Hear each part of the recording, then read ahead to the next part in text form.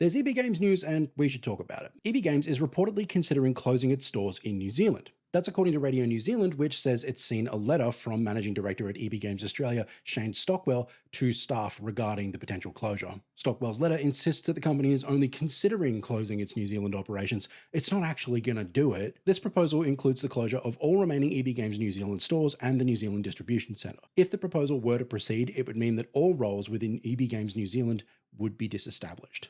Disestablished. They'll come up with anything to not say redundant. They'll come up with any word to avoid saying you could lose your job. There are 38 stores in New Zealand and God only knows how many staff. I mean, across stores, distro operations, it's got to be hundreds for sure. You know, Stockwell can say what he likes in the letter to staff, but we all know how corporations work, right? Like if EB Games is willing to talk about this at all, like even internally, the ship has already sailed. Like whatever consultation process they were going to have has happened. These stores will close. Like the whole point of a letter like this is to give staff time to grieve and grapple with the idea that they're about to lose their jobs. Like it's almost certainly now a matter of if, not when.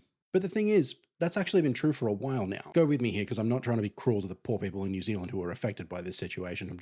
Let's place this into the larger context, shall we? That's what we like to do around here. For those who may not know, American retailer GameStop bought EB Games' Canadian, Australian, and New Zealand operations all the way back in 2005. Over the last 15 years or so, it has been slowly but surely shrinking its international operations as the video games industry transitioned away from physical games, which were EB Games' bread and butter, as I'm sure you all know, to digital. Its UK operations closed in 2011, unable to compete with the chain Game. Portugal and Spain followed in 2012 and 2014, respectively. And for the remainder of the decade, things seemed like they were smoothing out a bit, but with the pandemic came a bloodbath. Denmark, Finland, Norway, and Sweden all closed in 2020, Austria and Switzerland in 2022, Ireland in 2023, Italy in 2024, and in 2025, GameStop closed its French stores and departed Europe entirely. It also sold off its Canadian operations to an interested buyer. So, after all of that, what's left of its international portfolio exactly?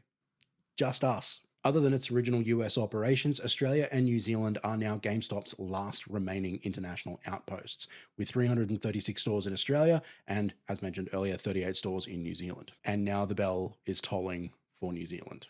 My thoughts are obviously with our brothers and sisters in New Zealand who are now staring down the barrel of a horrible redundancy. I mean, what a way to start your 2026, just awful. And for those working at EB Games Australia, in the kindest way possible, it's time to polish up your resume, mates. You may be about to find that you're all that's left.